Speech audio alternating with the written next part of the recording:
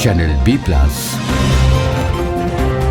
নতুন সূর্যোদয়, নতুন বাংলাদেশ। ধমকাধমকি করে কোনো লাভ হবে না। ধমকাধমকি করে হুমকি ধামকি দিয়ে তো কোনো লাভ হবে না। পেশাদারিত্বের সাথে ধমকাধমকি আর হুমকির একটা সম্পর্ক নাই তো কোনো আছে। আমাদেরকে পেশাদার হতে হবে, আইনের কাঠামোর মধ্যে কাজ চালাতে হবে এবং সংবিধানে যে মানুষের বাক স্বাধীনতা, মত প্রকাশের স্বাধীনতা, সাংবাদিকতার স্বাধীনতা, সংবাদপত্রের স্বাধীনতা, সংগঠন করার স্বাধীনতা আছে, এগুলোকে অন্তরে ধারণ করে আমাদেরকে কাজ করতে হবে। আমার বলার আগেনি আপনাদের সাংবাদিক নেতৃবৃন্দই বলেছে যে আসলে আমরা সবসময় পেশাদারিত্বের সাথে কাজ করি নাই। যদি করতাম তাহলে আজকের এই আয়োজনের প্রয়োজন হতো না। সাংবাদিকদের মধ্যে মতবিরোধ থাকতে পারে, কিন্তু আমি যখন সাংবাদিকতা করব তখন আমার মূল লক্ষ্যটা হচ্ছে বস্তুনিষ্ঠতা, যে সংবাদটাকে আমি বস্তুনিষ্ঠভাবে পরিবেশন করলাম কিনা। আপনারা একটা বিশ্লেষণে কেউ খুশি হতে পারে, কেউ খুশি না হতে পারে, কিন্তু বিশ্লেষণটা আপনার মত অনুযায়ী করার আপনার সম্পূর্ণ অধিকার আছে। আজকের এই আয়োজনটা আমার কাছে গুরুত্বপূর্ণ। আমি প্রিয়র মার সাথে কয়েকদিন আগে রংপুরেও ওনার সাথে দেখা হয়েছে। আজকের এই অনুষ্ঠানের একটা আবেদন আছে। আবেদনটা হচ্ছে আর যাতে কোনোভাবে শুধু স্বৈরাচারের 1, 2, 3, 4 ফিরলো কি না ফিরলো সেটা ব্যাপার না।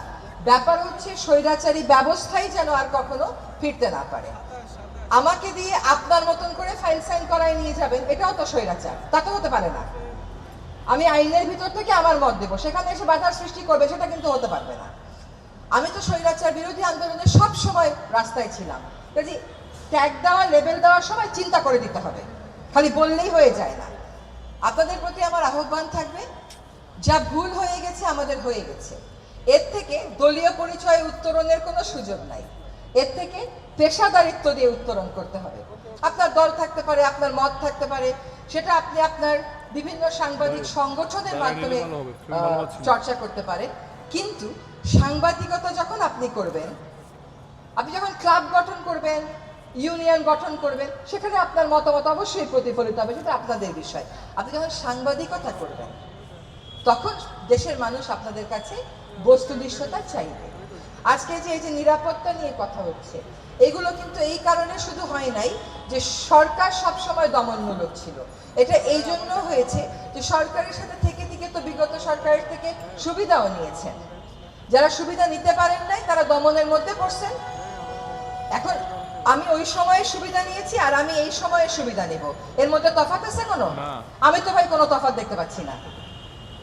আমি ওই সময়েও সুবিধা নিইনি, এই সময়েও সুবিধা নিব না। আমি আমার সাংবাদিকতার কাজটা করব। এটা যদি আমরা করতে পারি একটা পেশাদার গোষ্ঠী হিসাবে, তাহলে আমাদেরকে দমন পীড়ন করার ক্ষেত্রে যে কোনো সরকার দুইবার ভাববে। চ্যানেল বি প্লাস, নতুন সূর্যোদয়, নতুন বাংলাদেশ।